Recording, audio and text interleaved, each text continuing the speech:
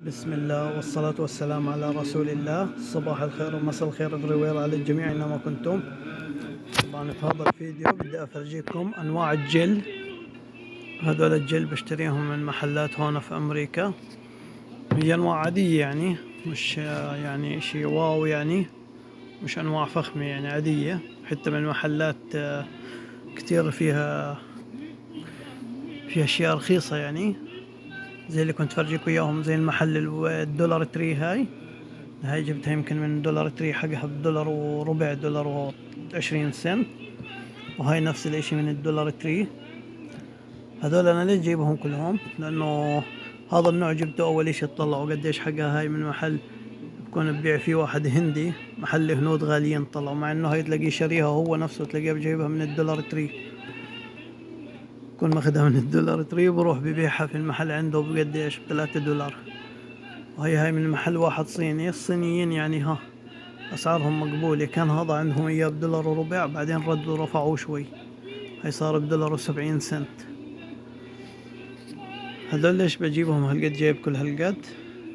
لانه هذا النوع شو اسمه، هذا النوع جبته اول اشي خفيف، رديت جبت هذا النوع كمان خفيف، رجعت بعدين جبت هذا من محل هذا نوع منيح كويس قوي، يعني جامد، وهذا جامد.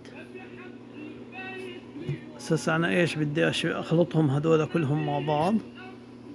هسه هذول بخلطهم كلهم مع بعض وبعمل منهم علبة علبتين، يعني هم يعني 4 علب عادي، بعملهم 4 علب. هذا فاضي شوي، استعملت منه كتير هذا. هسه عم اخلطهم كلهم مع بعض بصير ايش، وسط، لانه هذول خفاف اثنين، هذول الاثنين، هذا خفيف وهذا خفيف. فلما اخلطهم مع بعض بصير يا جامد يا وسط يعني. حتى مرات عادي بضيف عليهم مي، لانه بكون كتير جمدات. وحكينا لكم اسعارهم كيف. هذول قلنا 3 دولار، هذا دولار و70، هذا دولار و70، هذا ب3 دولار، هذا بالدولار وإشي، دولار 19 سنت يمكن، هذا بدولار 19 سنت كمان. هذا من محل الدولار تري. دولار وإشي قديش بيطلع، يعني حوالي دينار أردني، يعني أرخص حتى من الأردن. دكروا جل بالجل اللي كان في الأردن.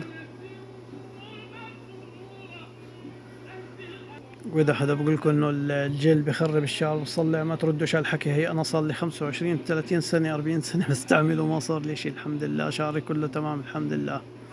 السلام عليكم.